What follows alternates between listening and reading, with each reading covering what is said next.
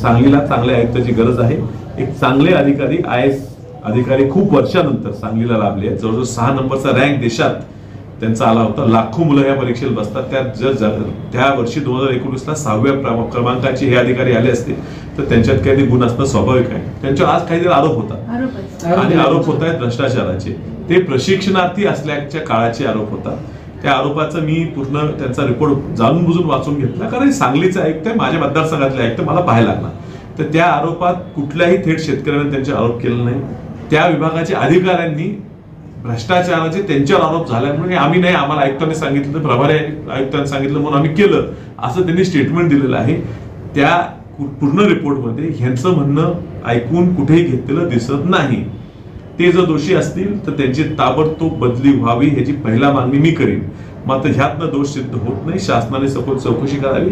ह्या सांगली जिल्ह्यात आणि ह्या खास करून सांगली, मिरज, कुपवाड महानगरपालिका क्षेत्रात काही सत्ताधारी पक्षाचे नेते आणि कॉन्ट्रॅक्टर लॉबी कार्यरत आहे, ज्यांना ह्या ठिकाणी IAS ऑफिसर्स आयुक्त म्हणून नको आहे। म्हणजे अनियमित कामं या ठिकाणी होऊ शकतील, मोठ्या प्रमाणात भ्रष्टाचार त्यांना करता येईल।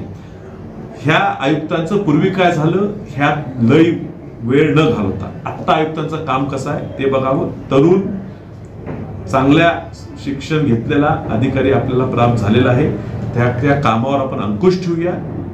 आणि जर बदलायचा प्रयत्न भाजप करत असेल तर ह्या ठिकाणी दुसरा कोण IAS नेमणार आहेत हे आधी स्पष्ट करावं, मगच इथून IAS ऑफिसर काढावा, असा आम्ही पूर्णपणे आग्रह हा भाजपच्या आणि त्या ठिकाणी नगरविकास मंत्र्यांच्या, मुख्यमंत्र्यांच्या कार्यालयाला करणार आहे। पक्षाचे चांगले प्रवक्ते आहेत, त्यांनी महापालिकेच्या होणाऱ्या कारभारावर सातत्याने बोलतात आणि म्हणून त्यांनी स्वाभाविक आहे की जर आयुक्तच भ्रष्टाचाराच्या आरोपात असतील तर ते काम करू शकणार नाहीत, असं त्यांचं काही म्हणणं चुकीचं नाहीये।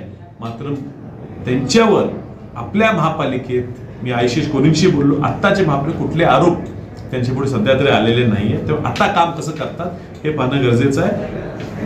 काँग्रेस पक्षाच्या माध्यमातून, मी आता काँग्रेस पक्षात नाही, मी अपक्ष आहे, पण काँग्रेस पक्षाच्या माध्यमातून आशिष कोरी हे असंच सातत्यानं आवाज उठवत राहतील।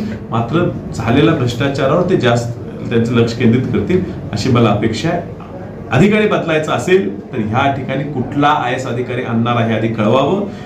ह्यांना बदनाम करून घालवून पुन्हा तुमच्या ताटाखालचं मांजर म्हणून राहील असा अधिकारी आणायचा डाव असेल तर तो आम्ही निश्चितपणे हाणून पाडू।